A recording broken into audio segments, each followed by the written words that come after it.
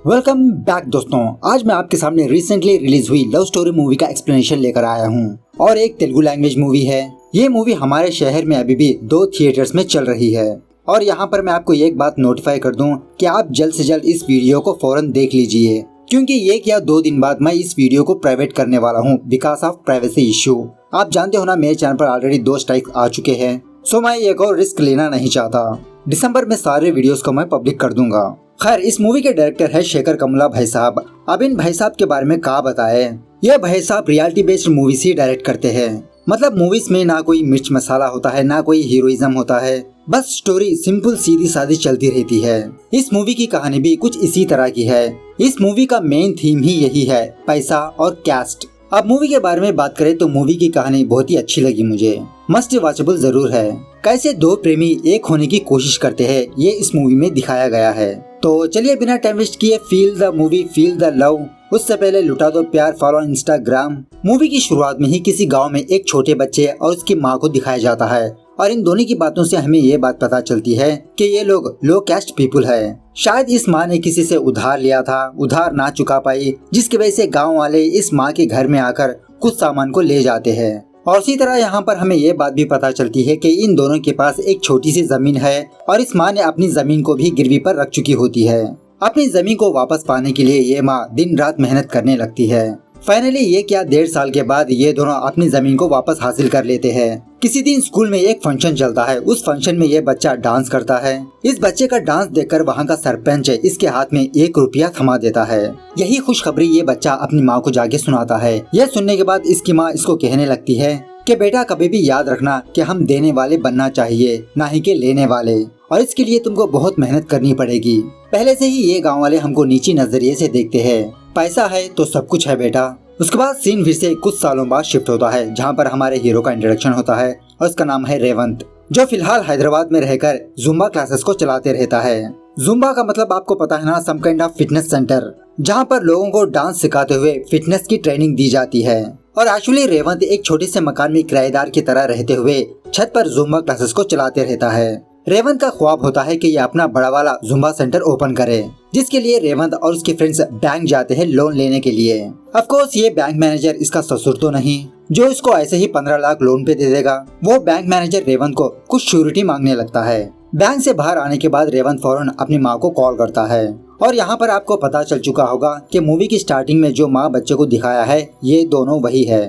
और रेवंत की माँ को अपनी जमीन बहुत प्यारी होती है। वो किसी भी हालत में अपनी जमीन को बेचना नहीं चाहती। जब रेवंत अपनी माँ से अपनी जमीन को बेचने की बात करता है तो रेवंत की माँ बहुत गुस्सा होने लगती है, रेवंत को डांटने लगती है। जब रेवंत वापस अपने रूम आता है, यहाँ पर इसको एक बंदा नजर आता है और इस बंदे का नाम होता है सन्नी। सन्नी रेवंत से कहने लगता है कि भाई मैं भी आपके जुम्बा सेंटर में ज्वाइन होना चाहता हूँ। मुझे सैलरी वगैरह कुछ नहीं चाहिए, जो आप बोलोगे मैं वही करूँगा। लेकिन रेवंत को अच्छी तरह से पता होता है कि सन्नी यहाँ पर क्यों आया है, क्योंकि रेवंत के जुम्बा सेंटर में गीता नाम की एक लड़की भी आती रहती है। सन्नी इसी से प्यार करता है, इसी के लिए आना चाहता है, गीता से मिलने के लिए। सो रेवंत सन्नी को डांट के वहाँ से भेज देता है। खैर, दूसरे सीन में हमारी हीरोइन का इंट्रोडक्शन होता है और इसका नाम है मोनिका, जो फिलहाल अपने गाँव से शहर हैदराबाद आती है। और एक्चुअली हैदराबाद में मोनिका की एक फ्रेंड रहती है और वो भी रेवंत के घर के बगल में। तभी पहली बार रेवंत मोनिका को देखता है। अब मोनिका के बारे में बात करें तो मोनिका बीटेक कंप्लीट कर चुकी होती है और ये जॉब सर्चिंग के लिए शहर आती है। इसके घर वालों ने इसको 1 महीने का टाइम दिया है जॉब हासिल करने का। अगर इसने 1 महीने के अंदर जॉब हासिल नहीं किया तो इसकी शादी पक्की। और इसी तरह इसी शहर में किसी कंपनी में इसकी एक और फ्रेंड काम करती है और उस बंदी ने मोनिका को क्वेश्चन पेपर लीक किया हुआ रहता है जॉब हासिल करने के लिए। मोनिका की जो रूममेट होती है वो भी रेवंत की जुम्बा सेंटर में क्लासेस लेती रहती है। तभी पहली बार मोनिका रेवंत को देखती है। उसके बाद मोनिका अपने फ्रेंड के कंपनी में जाती है इंटरव्यू देने के लिए और यह पागल लड़की सारे के सारे आंसर्स करेक्ट लिख देती है, क्योंकि इसको ऑलरेडी पता होता है। मोनिका का जबरदस्त टैलेंट देखकर इस कंपनी का मैनेजर इसको अपनी कैबिन में बुलाता है इंटरव्यू लेने के लिए और मोनिका को जावा प्रोग्राम सॉल्व करने के लिए कहता है। और इसी तरह कंपनी वाले मोनिका को काफी सारे सवालात पूछने लगते हैं। यहाँ का माहौल और इनके सवालात सुनने के बाद मोनिका को चक्कर आने लगते हैं। बेचारी चक्कर खा के गिर जाती है। इस तरह से मोनिका का पहला जॉब अटेम्प्ट फेल हो जाता है और जब मोनिका वापस अपने रूम आती है तो मोनिका अपने रूम के बाहर अपने चाचा नरसिम्हम को देखती है, जो मोनिका का इंतजार करते रहता है। और यहाँ पर मैं आपको ये बात बता दूं कि मोनिका अपने चाचा को बिल्कुल भी पसंद नहीं करती और उसी तरह उससे बहुत डरती रहती है। नरसिम्हम से बचने के लिए मोनिका कहीं पर जाके छुप जाती है और अपनी फ्रेंड को कॉल करके इंटरव्यू के सारे बारे में और उसी तरह अपने चाचा के बारे में बताने लगती है। और इसी बातों ही बातों में मोनिका रेवंत के घर में आ जाती है। मोनिका को देखकर रेवंत ये समझने लगता है कि शायद मोनिका इसके जुम्बा सेंटर में ज्वाइन होने के लिए आई है। मोनिका अपने चाचा से बचने के लिए रेवंत के रूम में बैठ जाती है। रेवंत मोनिका को अपने जुम्बा क्लासेस के बारे में बताने लगता है कि मॉर्निंग और इवनिंग बैच है, ब्ला ब्ला ब्ला। सारा भाषण सुनने के बाद मोनिका रेवंत से एक ही सवाल पूछने लगती है कि ये जुम्बा का मतलब क्या है। उसके बाद मोनिका रेवंत की बकबक सुनने के बाद पार्क में जाके बैठ जाती है। वही पार्क में एक लड़का बैठा होता है। वो मोनिका को देखकर मोनिका के पास आता है और मोनिका को प्रोस्टिट्यूट समझने लगता है। तभी वहाँ पर रेवंत आकर इस लड़के को डांटने लगता है कि अगर कोई लड़की अकेली बैठी है क्या तुम उसे प्रोस्टिट्यूट समझोगे? पता नहीं उस लड़की को कौन सी प्रॉब्लम होगी। उसके बाद रेवंत मोनिका के पास आकर फिर से अपनी जुम्बा सेंटर में ज्वाइन होने के लिए कहता है। मोनिका कहने लगती है कि मेरे पास पैसे नहीं है। यह सुनने के बाद रेवंत मोनिका को एक ऑफर देने लगता है कि तुम मेरे जुम्बा सेंटर के पॉम्पलेट्स लोगों में बांट दो, हर एक पॉम्पलेट का 5 रुपए दूंगा। इस तरह से जब रेवंत मोनिका से बात कर रहा होता है उसी वक्त मोनिका का चाचा बार बार मोनिका को कॉल करते रहता है, जिसकी वजह से मोनिका बहुत इरिटेट होती है और वो फौरन अपनी सीट से उठकर रेवंत को डांटने लगती है। क्या आप पागलों जैसी बात कर रहे हो? मैंने बीटेक करी है और मैं एक सॉफ्टवेयर कंपनी में जॉब करने वाली हूँ। हमारे गांव में हमारे काफी सारी जमीनें हैं और तुम मुझे पॉम्पलेट बांटने के लिए कहते हो? रेवंत को भी बहुत गुस्सा आता है और वो उल्टा मोनिका से सवाल करने लगता है, अगर तुमने बीटेक की है तो जॉब कहाँ पर है? तुमसे ना हो पाएगा। खैर शाम होने के बाद मोनिका अपनी माँ को कॉल करती है ये पूछने के लिए कि इसका चाचा इसको देखने के लिए क्यों आया है। और इसी तरह यहाँ पर हमें कुछ बातें पता चलती है कि नरसिम्हम ने अपने भाई को मतलब मोनिका के फादर को धोखा देके इनकी जमीन हड़प ली है, क्योंकि मोनिका का फादर एक शराबी है और मोनिका की फैमिली को महीने का खर्चा नरसिम्हम ही देता है। खैर सुबह होने के बाद मोनिका रेवंत के पास जाती है और उससे सॉरी कहकर उससे रिक्वेस्ट करने लगती है कि मैं तुम्हारे जुम्बा सेंटर के पॉम्पलेट्स को लोगों में बांटूंगी। उस वक्त ऑफकोर्स रेवंत मोनिका से गुस्सा होता है और कल जो मोनिका ने कहा था वही बातें रेवंत फिर से दोहराने लगता है और मोनिका से कहने लगता है कि तुमसे ना हो पाएगा। रेवंत की बातें सुनने के बाद मोनिका को गुस्सा आता है और वहाँ से जाने लगती है। बाद में रेवंत फील होकर वापस फिर से मोनिका के पास जाता है और उसे सॉरी कहकर कुछ पॉम्पलेट्स और कुछ पैसे देता है। थोड़ी देर बाद रेवंत को उसी रास्ते पर कुछ काम होता है। रेवंत उस पार्क जाता है ये देखने के लिए कि वो लड़की मतलब मोनिका इसके पॉम्पलेट्स बांटी है या नहीं। पार्क में जाने के बाद रेवंत ये देखता है कि इसकी जुम्बा सेंटर के पॉम्पलेट्स किसी फल्ली बेचने वाले के पास है। मतलब मोनिका ने उन पॉम्पलेट्स को लोगों में ना बांटकर किसी फल्ली बेचने वाले को दे दिया।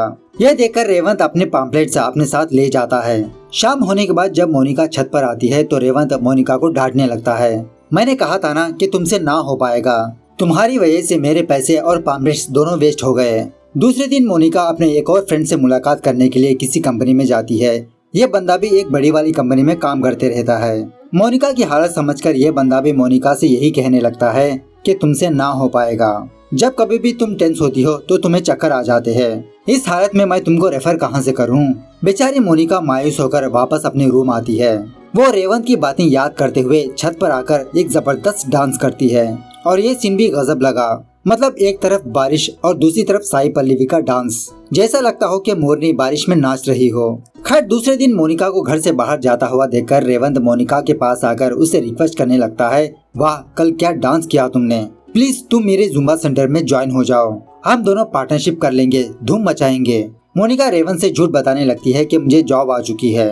ऐसा कहते हुए मोनिका मेट्रो स्टेशन जाती है। रेवंत मोनिका को फॉलो करने लगता है। मेट्रो स्टेशन में आने के बाद मोनिका बहुत देर तक वहीं पर बैठी रहती है और जब लंच का वक्त आता है मोनिका अपने बैग से लंच निकालकर वो खाने लगती है और शाम होने के बाद वो वापस अपने घर जाने लगती है। मोनिका को देखने के बाद रेवंत मोनिका से कहने लगता है, वाह क्या जबरदस्त जॉब है तुम्हारी, इसी जॉब के बारे में बात कर रही हो क्या तुम? खैर तभी वहाँ पर फिर से सन्नी आता है और रेवंत से रिक्वेस्ट करने लगता है कि ये जुम्बा सेंटर में ज्वाइन होगा। रेवंत सन्नी को समझाने लगता है, अरे यार क्या तुम पागल हो, वो लड़की वाले बहुत पैसे वाले हैं और तुम अपनी औकात देखो, क्या उसके घर वाले तुम दोनों की शादी के लिए मान जाएंगे? ये प्यार वार का चक्कर छोड़ के तुम अपनी पढ़ाई पर ध्यान दो। यह सुनने के बाद सन्नी रेवंत से कहने लगता है कि भाई तुमको अभी समझ में नहीं आएगा, जब तुम किसी लड़की से प्यार करोगे और तुम्हारे अंदर जो तड़प होगी उस लड़की को हासिल करने के लिए, तब जाके तुमको समझ में आएगा कि प्यार क्या होता है। इस तरफ मोनिका अपनी फ्रेंड से रेवंत का ऑफर के बारे में बताने लगती है। यह सुनने के बाद इसकी फ्रेंड मोनिका से कहने लगती है, अरे यार, इससे अच्छा ऑफर तुमको नहीं मिलेगा। जब तक तुमको जॉब नहीं मिलती तब तक तुम जुम्बा सेंटर चलाती रहना, और हाँ, रेवंत सर से हर महीना 20,000 रुपए सैलरी मांग लेना। जाओ जाओ, अब जल्दी जाओ, इस ऑफर को एक्सेप्ट कर लो। तो मोनिका फौरन छत पर जाकर रेवंत को बुलाती है और उससे कहने लगती है कि सर, मुझे आपका ऑफर पसंद है। रेवंत खुशी के मारे एक छत से दूसरी छत पर जंप लगाता है और मोनिका भी उसी छत पर आती है। यहाँ आने के बाद मोनिका अपने ऑफर को रेवंत को बताने लगती है कि महीना मुझे 20,000 रुपए चाहिए। यह सुनने के बाद रेवंत सोच में पड़ जाता है और मोनिका से कहने लगता है, 20,000 रुपए मेरे से नहीं हो पाएगा। खैर, जाने दो मोनिका। यह सुनने के बाद मोनिका रेवंत को एक और बात बताती है, चलो 20,000 नहीं, महीने का 15,000 तो दे सकते हो ना। रेवंत कहने लगता है, ठीक है, मैं थोड़ा सोच के बताता हूँ। दूसरे दिन रेवंत अपनी माँ को कॉल करके यही बात बताने लगता है कि माँ, कल हमारे सेंटर में एक लड़की आई थी, जबरदस्त डांस किया उसने, और मैं उस लड़की को अपने जुम्बा सेंटर में ज्वाइन करना चाहता हूँ। और उस लड़की ने महीने का 15,000 पूछा और 2 महीने तक माँ मैं तुम्हें पैसे नहीं भेज पाऊंगा। यह सुनने के बाद रेवंत की माँ रेवंत को डांटते हुए उससे कहने लगती है, 15,000 नहीं, 10,000 रुपए कहो। अगर वो 10,000 रुपए में करना चाहे तो उसे रख लो, वरना मना कर दो। उसके बाद रेवंत को इसके फ्रेंड के जरिए से ये बात पता चलती है कि मोनिका इसी के गांव की रहने वाली है और उसी तरह मोनिका ऊंचे घराने की लड़की है। यह सुनने के बाद रेवंत थोड़ा डिसअपॉइंट हो जाता है। खैर, जो भी हो, रेवंत के पास और कोई ऑप्शन नहीं होता। रेवंत अपनी बाइक को बेच देता है और मोनिका को बुलाकर उसकी पहली सैलरी देता है 15,000 रुपए। कॉन्ट्रैक्ट साइन करने से पहले मोनिका रेवंत से कुछ शर्तें रखती है और इन कंडीशन में ये कंडीशन भी होता है कि डांस के दौरान रेवंत मोनिका को नहीं छुएगा, सोशल डिस्टेंसिंग मेंटेन करेगा। रेवंत मोनिका के सारी शर्तों को एक्सेप्ट कर लेता है। उसके बाद क्या था, मोनिका और रेवंत ये दोनों जम के काम करने लगते हैं। देखते ही देखते इनके स्टूडेंट्स बढ़ने लगते हैं और इसी डांस के दरमियान एक दिन गलती से रेवंत मोनिका को छू लेता है और तभी मोनिका बेचारी बेहोश होकर नीचे गिर जाती है। शाम होने के बाद रेवंत मोनिका के पास जाकर उसे सॉरी कहने लगता है कि मोनिका प्लीज मुझे माफ कर दो, गलती से हो गया। मोनिका कहने लगती है, रेवंत मैंने ऑलरेडी तुमसे कहा था ना कि डांस के वक्त सोशल डिस्टेंसिंग मेंटेन करो, कोरोना चल रहा है। खैर, जो भी हो, मोनिका रेवंत को माफ कर देती है और इसी दरमियान में रेवंत सन्नी को भी अपने जुम्बा सेंटर में ज्वाइन कर लेता है। हर रोज सन्नी और गीता ये दोनों रेवंत के जुम्बा सेंटर में मुलाकात करते रहते हैं। देखते ही देखते इनके जुम्बा सेंटर में और कुछ लोग जुड़ने लगते हैं, जिसकी वजह से रेवंत और मोनिका ये दोनों अपनी नई प्लेस की तलाश में लग जाते हैं। एक दिन मोनिका अपने दोस्तों को पब ले जाती है पार्टी शार्टी देने के लिए। रेवंत को अकेला देखकर मोनिका का वो फ्रेंड रेवंत को भड़काने लगता है कि रेवंत, तुमने मोनिका के भरोसे पर एक नई प्लेस को खरीदने का सोचा। अगर कल को मोनिका को अच्छी जॉब आ जाए, वो जॉब पे चली जाए, तो तुम्हारे जुम्बा सेंटर का क्या होगा? और वैसे भी तुम लोगों को बिजनेस की क्या जरूरत है, तुम लोगों को तो गवर्नमेंट जॉब ऐसे ही आ जाती है। इस तरह से मोनिका का फ्रेंड रेवंत को नीचा कर बात करने लगता है, जिसकी वजह से रेवंत बहुत अपसेट हो जाता है। और दूसरे दिन जब मोनिका रेवंत के पास आती है, रेवंत मोनिका से सीधी तरह से बात नहीं करता। वो बहाना बनाने लगता है कि ये किसी टेंशन में है। खैर, कुछ दिनों बाद फेस्टिवल होने की वजह से रेवंत अपने गाँव आता है और उसी तरह मोनिका भी अपने गाँव आती है। और रेवंत अपने गाँव इसलिए आता है क्योंकि रेवंत अपने जुम्बा सेंटर के लिए एक नया प्लेस खरीदना चाहता है। इसके लिए अपनी जमीन को बेचना चाहता है। यही बात करने के लिए रेवंत अपनी माँ के पास आता है। और एक्चुअली रेवंत का एक मुंह बोला बड़ा भाई होता है जो एक एसआई होता है। ये दोनों जमीन बेचने की बात करते रहते हैं, लेकिन रेवंत की माँ को ये बात बिल्कुल भी पसंद नहीं होती। वो जमीन बेचने से साफ मना कर देती है। दूसरी तरफ मोनिका भी अपने घर आकर अपने सारे घर वालों को एक एक गिफ्ट लाती है और इसी तरह अपने पियक्कड़ बाप को कुछ पैसे थमा देती है ताकि अपनी बेटी पर नाज हो। खैर, रात होने के बाद रेवंत फिर से अपनी माँ को यही समझाने लगता है कि माँ प्लीज मान जाओ ना, देखो ये बिजनेस बहुत अच्छा चलेगा, कुछ ही दिनों की बात है, हम अपनी जमीन वापस ले लेंगे। अगर जमीन बेच दिया तो क्या होगा, 0 पर थे और वापस 0 पर आ जाएंगे। तो फाइनली रेवंत की माँ अपने बेटे पर भरोसा करते हुए हाँ कह देती है। उसके बाद रेवंत नरसिम्हम के पास जाता है अपनी जमीन की बोली लगाने के लिए। रेवंत को वहाँ पर देखकर मोनिका खिड़की से कान लगाकर सुनने लगती है कि आखिरकार उन दोनों में बात क्या चल रही है। खैर, रेवंत अपनी जमीन को 10 लाख में बेचना चाहता है, लेकिन नरसिम्हम एक लुच्चा लफंगा आवारा किस्म का बंदा होता है। वो सिर्फ 5 लाख में रेवंत की जमीन को खरीदना चाहता है। ये बात रेवंत को पसंद नहीं आती, वो वहाँ से चला जाता है। बाहर जाने के बाद मोनिका रेवंत को कॉल करती है, लेकिन रेवंत मोनिका के फोन को काट देता है। उसके बाद मोनिका डायरेक्ट रेवंत के घर चली जाती है। और एक्चुअली रेवंत की माँ एक टीचर होती है और यहाँ आने के बाद मोनिका को ये बात पता चलती है कि रेवंत अपनी जमीन को बेचना चाहता है, इसीलिए रेवंत इसके चाचा के पास गया था। उसके बाद मोनिका वापस अपने चाचा के पास जाकर अपने प्रॉपर्टी में से 1 लाख रुपए हिस्सा मांगती है, ये बहाना बनाकर कि इसे किसी कंपनी में ट्रेनिंग पर जाना है। यह सुनने के बाद नरसिम्हम को बहुत गुस्सा आता है। वो मोनिका को किसी कमरे में बुलाकर उसे डांटने लगता है। पता है तुम्हारे बाप ने कितना कर्जा लिया है और आज तुम मेरे पास आकर अपना हिस्सा मांग रही हो। और जब कभी भी मोनिका टेंस होती है तो इसे चक्कर आने लगते हैं। अपने चाचा की बात सुनने के बाद फिर से मोनिका को चक्कर आने लगते हैं। बेचारी अनकॉन्शियस हो जाती है। उसी वक्त मोनिका वापस अपने घर आकर अपने कुछ गहनों को बैग में रख लेती है और फेस्टिवल से पहले अपने माँ बाप को टाटा बाय बाय कहकर शहर चली जाती है। जब मोनिका की बस किसी ढाबे पर रुकती है तभी वहाँ पर रेवंत आता है अपनी बाइक लेकर। ये दोनों जब वहाँ पर खाना खा रहे होते हैं, मोनिका अपने गहने निकालकर रेवंत को देती है। इसे बेचकर कुछ पैसे हासिल करने के लिए कहती है ताकि नई प्लेस को खरीदने में कुछ हेल्प हो जाए। पहले तो रेवंत मना कर देता है, बाद में मोनिका से कहने लगता है फिलहाल तो तुम्हारे पास रखो, जब जरूरत पड़ेगी मैं ले लूंगा। खैर इसी बातों के दरमियान मोनिका को मेंसेस आने लगते हैं। रेवंत से कहने लगती है कि मुझे फौरन कपड़े बदलने हैं। रेवंत वहीं पर एक रूम लेकर मोनिका के लिए सैनिटरी पैड खरीदता है। मोनिका अपने कपड़े बदलने के लिए रूम जाती है। रेवंत रूम के बाहर खड़ा रहता है और जब ये दोनों वापस बाहर आ रहे होते हैं तो मोनिका का गाँव का एक बंदा मोनिका को देख लेता है और इसी दरमियान में मोनिका की बस छूट जाती है। रेवंत मोनिका से अपने बाइक पर बैठने के लिए कहता है। मोनिका रेवंत से कहने लगती है सॉरी यार, मैं तुम्हारे बाइक पर नहीं बैठ सकती, मुझे बाइक से बहुत डर लगता है और इसी तरह जब कोई मुझे छूता है तो मुझे चक्कर आने लगते हैं। मैं नेक्स्ट बस का वेट कर लूंगी। सो रेवंत भी मोनिका के साथ वहीं पर बैठ जाता है। बहुत देर बाद एक बस आती है। रेवंत मोनिका को उस बस में बिठाता है और इसी तरह रेवंत मोनिका की बस को फॉलो करने लगता है। सुबह होने के बाद जिस बंदे ने मोनिका को रूम के बाहर देखा था वो बंदा नरसिम्हम के पास आकर मोनिका के बारे में बताने लगता है कि रात के 10 बजे मोनिका किसी रूम में गई थी। सो नरसिम्हम एक एसआई को उस होटल भेजता है सच्चाई पता करने के लिए और वो एसआई और कोई नहीं रेवंत का मुंह बोला बड़ा भाई होता है। सीसीटीवी फुटेज चेक करने पर उस एसआई को रेवंत दिख जाता है।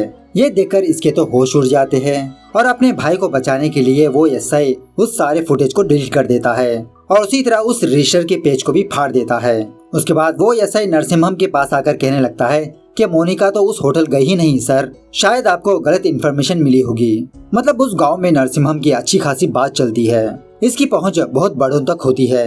खैर उसके बाद वो एसआई रेवंत के पास आकर रेवंत को डांटने लगता है कि कल रात वो लड़की तुम्हारे साथ क्या कर रही थी। तभी वहाँ पर मोनिका आती है। मोनिका को देखकर इस एसआई के तो होश ही उड़ जाते हैं। तब जाके रेवंत इस एसआई को असली बात बताता है कि मोनिका भी इसी की जुम्बा सेंटर में काम करती है। मोनिका के घर वालों को ये बात ना पता चले कि मोनिका शहर आकर जॉब करने के बजाय डांस कर रही है। इसके लिए रेवंत मोनिका को 5000 वाली जॉब करने के लिए कहता है, जो ऑलरेडी मोनिका के फ्रेंड ने मोनिका को बताई थी। तो रेवंत के बताए हुए तरीके पर मोनिका उस जॉब को ज्वाइन करती है। मतलब मोनिका दोनों काम करती रहती है। उसके बाद रेवंत अपने जमीन के पेपर से बैंक में गिरवी रखकर कुछ पैसे लोन लेता है और रेवंत और मोनिका ये दोनों एक बड़े वाले प्लेस को देखकर खरीद लेते हैं। देखते ही देखते इनका नया जुम्बा सेंटर रेडी हो जाता है और जब ओपनिंग की बारी आती है तो मोनिका उस जुम्बा सेंटर में जीसस की और एक देवी माँ की फोटो रखती है, क्योंकि रेवंत एक क्रिश्चियन है और मोनिका एक हिंदू। और रेवंत अपने जुम्बा सेंटर को ओपन करने के लिए अपनी माँ को बुलाता है रिबन कटिंग करने के लिए और इसकी माँ को मोनिका के बारे में ना पता चले रेवंत मोनिका को किसी कमरे में छुपा देता है। खैर पार्टी शार्टी होने के बाद रेवंत और मोनिका ये दोनों अपनी सक्सेस को लेकर बहुत खुश होते हैं कि फाइनली इन दोनों ने एक बड़ा वाला जुम्बा सेंटर ओपन कर लिया। रेवंत की खुशी देखकर मोनिका खुद अपना हाथ देती है रेवंत को इसके साथ डांस करने के लिए। इस तरह से ये दोनों अच्छा खासा एक डुएट डांस करते हैं और जब मोनिका वापस अपने रूम आ रही होती है तो इसकी माँ फोन करके मोनिका को ये बताती है कि तुम्हारा चाचा तुमको देखने के लिए आ रहा है। यह सुनने के बाद बेचारी मोनिका बहुत अपसेट हो जाती है और फौरन वो रेवंत को कॉल कर ये कहती है कि रेवंत तुम जहाँ पर भी हो फौरन मेरे रूम आ जाओ, मुझे तुमसे जरूरी बात करनी है। रेवंत खुशी के मारे जब मोनिका के रूम जा रहा होता है तो रेवंत को रास्ते में नरसिम्हम दिखता है, मोनिका का चाचा। इसे देखकर रेवंत अपनी गाड़ी को मोड़ लेता है। जब मोनिका की दरवाजे की घंटी बजती है तो मोनिका खुशी के मारे दरवाजा ओपन करती है रेवंत समझकर, लेकिन बाहर इसका चाचा होता है। इसे देखकर मोनिका बहुत टेंस होती है और वो फौरन एक रूम में आकर अपने आप को लॉक कर लेती है। नरसिम्हम बार बार दरवाजा ओपन करने के लिए कहता है लेकिन मोनिका हरगिज दरवाजा ओपन नहीं करती। नरसिम्हम का शोर शराबा सुनकर मोनिका बेहोश हो जाती है। दूसरी तरफ रेवंत के फ्रेंड्स रेवंत को मूवी ले जाते हैं। थिएटर में बैठने के बाद रेवंत मोनिका को मैसेज करता है कि मैं थिएटर में हूँ, और उस वक्त मोनिका का फोन मोनिका के हाथ में होने के बजाय बाहर होता है। थोड़ी देर बाद मोनिका का चाचा नरसिम्हम वहाँ से चला जाता है। सुबह होने के बाद जब मोनिका अपने फोन को देखती है तो उसमें रेवंत का मैसेज होता है। ये मैसेज देखकर मोनिका को बहुत गुस्सा आता है और वो रेवंत को गलत समझने लगती है कि ये कल रात मेरे रूम आने के बजाय मूवी देखने गया। तभी मोनिका रेवंत के पास जाकर उससे कहने लगती है कि अब मैं तुम्हारे जुम्बा सेंटर में काम नहीं करने वाली, मेरी जरूरत खत्म हो गई, तुमने तो मुझे इग्नोर करना शुरू कर दिया। और इसी बातों ही बातों में मोनिका के मुंह से कैस्ट की बात आ जाती है। मोनिका कहने लगती है, सच कहते हैं तुम लोगों पर भरोसा ही नहीं करना चाहिए। यह सुनने के बाद रेवंत को भी बहुत गुस्सा आता है और कॉन्ट्रैक्ट के पेपर्स मोनिका के मुंह पे फेंकता है। और सच में मोनिका की ये बात रेवंत के दिल में चुभ जाती है। इस तरह से इन दोनों के बीच एक जबरदस्त झगड़ा होता है। इस झगड़े की वजह से ये दोनों खुद डिस्टर्ब हो जाते हैं। कुछ दिनों तक ये दोनों एक दूसरे से बात नहीं करते। फाइनली मोनिका को अपनी गलती का एहसास होता है। वो रेवंत के पास आती है, उससे सॉरी कहने लगती है। बेचारा रेवंत मायूस होकर मोनिका से कहने लगता है, हर रोज कोई ना कोई हमें नीचा दिखाता ही रहता है, लेकिन मोनी मैं तुमसे ये एक्सपेक्ट नहीं किया था। तुमने तो झटके में मुझे पराया कर दिया। और सच में भाई साहब ये सीन भी मुझे गजब लगा। It's too good man, very heart touching. खैर मोनिका रेवंत को सॉरी कहने लगती है, उसे डांटने लगती है, उसे खाना खिलाने लगती है। देखते ही देखते मोनिका रेवंत को पप्पी शप्पी भी करती है, जिसकी वजह से रेवंत की आंखों में से आंसू भी निकलने लगते हैं। सुबह होने के बाद ये दोनों एक दूसरे के सामने आकर शर्मा रहे होते हैं। खैर जो भी हो, मोनिका अपना प्यार का इजहार करती है। रेवंत भी मोनिका से कहने लगता है, जब मैंने तुमको पहली बार देखा तभी मैं तुम पर लट्टू हो गया। इस तरह से इन दोनों की अच्छी खासी लव स्टोरी चलती रहती है। इसी दरमियान में गीता जॉब पर्पस के लिए सिंगापुर जाने लगती है। सन्नी गीता को सेंड ऑफ देने के लिए एयरपोर्ट जाता है, रेवंत को टाटा बाय बाय कहकर। उसी रात रेवंत को पुलिस स्टेशन से ये मैसेज आता है कि किसी हाईवे पर सन्नी का एक्सीडेंट हो चुका है और सन्नी मर चुका है। उसके बाद रेवंत और सन्नी की फैमिली सन्नी की डेड बॉडी को हासिल करने के लिए पोस्टमार्टम जाते हैं। वहां जाने के बाद रेवंत को ये बात पता चलती है कि एक्चुअली सन्नी का एक्सीडेंट नहीं बल्कि सन्नी का मर्डर हुआ है, क्योंकि सन्नी एक हाई क्लास लड़की से प्यार करता था और गीता के घर वाले सन्नी को मार दिया। सन्नी के बारे में जानकर रेवंत और मोनिका ये दोनों बहुत अपसेट होते हैं। और तभी रेवंत का एक फ्रेंड रेवंत को ये मैसेज करता है कि गीता ने सुसाइड कर लिया। यह चीज इन दोनों को और तोड़ देती है। रेवंत डिसाइड होता है कि ये मोनिका की बात अपनी माँ को बताएगा। उसी तरह रेवंत अपनी माँ के पास जाकर अपनी लव स्टोरी बताता है। यह सुनने के बाद रेवंत की माँ रेवंत को बहुत डांटने लगती है और फाइनली रेवंत की माँ रेवंत से एक शर्त रखती है कि रेवंत की माँ 10,000 की साड़ी पहनकर मोनिका के घर जाएगी। अगर मोनिका के घर वालों ने रेवंत की माँ को नई साड़ी दी तो ये इस रिश्ते के लिए राजी है। तो इसी तरह से दूसरे दिन रेवंत अपनी माँ को लेकर मोनिका के घर जाता है। इन दोनों को अपने घर पर देखकर मोनिका की माँ रेवंत को और उसकी माँ को अपने पुराने कपड़े देती है, क्योंकि गांव में यही होता है। ये देखकर बेचारे रेवंत बहुत अपसेट होता है और बिना कपड़े लिए वो अपनी माँ को लेकर वापस आ जाता है। खैर उसके बाद रेवंत और मोनिका ये दोनों उस एसआई के पास जाते हैं उससे हेल्प मांगने के लिए, लेकिन वो एसआई इन दोनों की मदद करने से मना कर देता है, क्योंकि अगर मोनिका के बाद नरसिम्हम को पता चली तो नरसिम्हम रेवंत को और उसकी माँ को मरवा देगा। ये सुनने के बाद रेवंत और मोनिका ये दोनों बेचारे मायूस होकर वापस अपने रूम आते हैं। इन दोनों की हालत को समझकर वो एसआई दोबारा इन दोनों के पास जाता है और इन दोनों को एक जबरदस्त प्लान बताता है। वो कहने लगता है, अगर तुम दोनों ने शादी कर ली तो नरसिम्हम किसी भी तरह करके तुम दोनों को मार देगा, इसीलिए तुम दोनों को एक नाटक करना होगा, मरने का नाटक। यहाँ से मोनिका वापस अपने घर चली जाएगी। 6 महीने बाद मोनिका एक सुसाइड लेटर लिखकर एक नदी में कूद के मर जाएगी। डेड बॉडी ना मिलने की वजह से नरसिम्हम और उसके फैमिली मेंबर्स चुप हो जाएंगे और 6 महीने तक रेवंत तुम दुबई चले जाना, वहाँ पर कुछ जॉब वगैरह कर लेना, कुछ पैसे जमा कर लेना, उसके बाद क्या करना है मैं तुम लोगों को बताऊंगा। तो प्लान के मुताबिक रेवंत और मोनिका ये दोनों अपने नए नाम से एक नया आधार कार्ड बनवाते हैं और कुछ डॉक्यूमेंट्स की मदद से अपना नया पासपोर्ट बनवाते हैं और उसी तरह किसी को शक ना हो ये दोनों अपने अपने फोन को फेंक देते हैं। कुछ दिनों बाद मोनिका वापस अपने गांव आ जाती है। रेवंत दुबई जाकर 6 महीने तक वहां पर काम करने लगता है।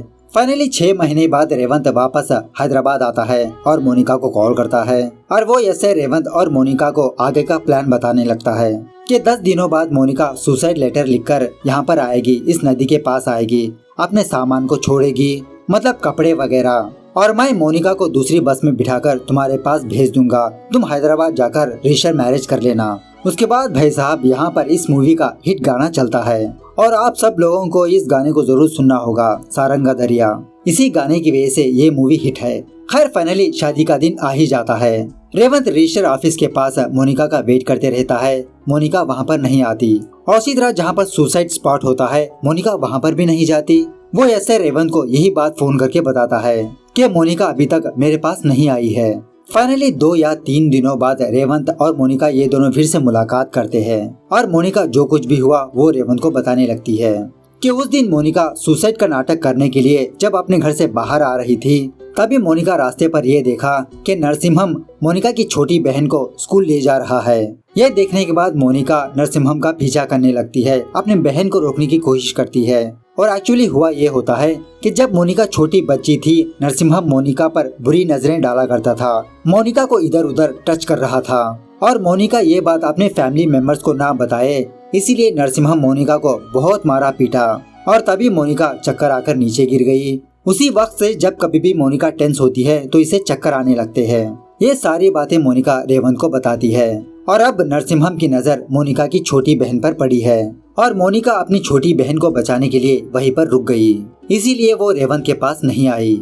रेवंत मोनिका को समझाने लगता है कि तुम ये बात अपने माँ बाप को बताना चाहिए, नरसिम्हम का असली चेहरा दुनिया के सामने लाना चाहिए। ऐसा कहते हुए रेवंत मोनिका का हाथ पकड़कर मोनिका के घर में जाता है, उसकी माँ के सामने जाता है। मोनिका हिम्मत जुटाकर अपने माँ बाप से जो सच्चाई है वो बताने लगती है। इसी दरमियान में नरसिम्हम मोनिका के घर आता है। इसे देखकर रेवंत को बहुत गुस्सा आता है। इन दोनों में छोटी सी हाथापाई होने लगती है। इसी हाथापाई के दौरान मोनिका की माँ नरसिम्हम को एक रूम में डालकर उसे बंद कर देती है और रेवंत से कहने लगती है कि बेटा तुम मोनिका को लेकर यहाँ से दूर चले जाओ। तो उसी रात रेवंत मोनिका को और अपनी माँ को लेकर उस गांव से बाहर भागने लगता है। दूसरी तरफ नरसिम्हम अपने बिरादरी के कुछ लोगों को जमा कर रेवंत को ढूंढने के लिए कहता है, उसके दोस्तों को मारने पीटने के लिए कहता है। फाइनली किसी जगह पर आने के बाद रेवंत को ये महसूस होने लगता है कि ये लोग भागेंगे तो कब तक भागेंगे, कभी न कभी तो सामना करना होगा। ऐसा सोचकर रेवंत दोबारा नरसिम्हम के पास जाता है। इन दोनों के बीच दोबारा हाथापाई होती है। इसी हाथापाई के दौरान नरसिम्हम मोनिका को मारने की कोशिश करता है। सो रेवंत मोनिका की जान बचाने के लिए नरसिम्हम को ऊपर से नीचे धक्का दे देता है, जिसकी वजह से नरसिम्हम की मौत हो जाती है। उसके बाद पुलिस आकर रेवंत को गिरफ्तार कर लेती है। मूवी के एंड में हमें ये बात पता चलती है कि रेवंत ने जानबूझकर नरसिम्हम को नहीं मारा, वो तो बस एक एक्सीडेंट था। इसी बात को ध्यान में रखते हुए कोर्ट रेवंत को बाइज्जत बरी कर देती है। इस तरह से इन दोनों की लव स्टोरी यहाँ पर दी एंड होती है। मुझे पता है वीडियो लंबी है, आप क्या करें, मूवी खुद 2.5 घंटे की है। मूवी कैसे लगी कमेंट करके बताना जरा। मिलते हैं अगली वीडियो में, तब तक take care, bye bye, see you soon.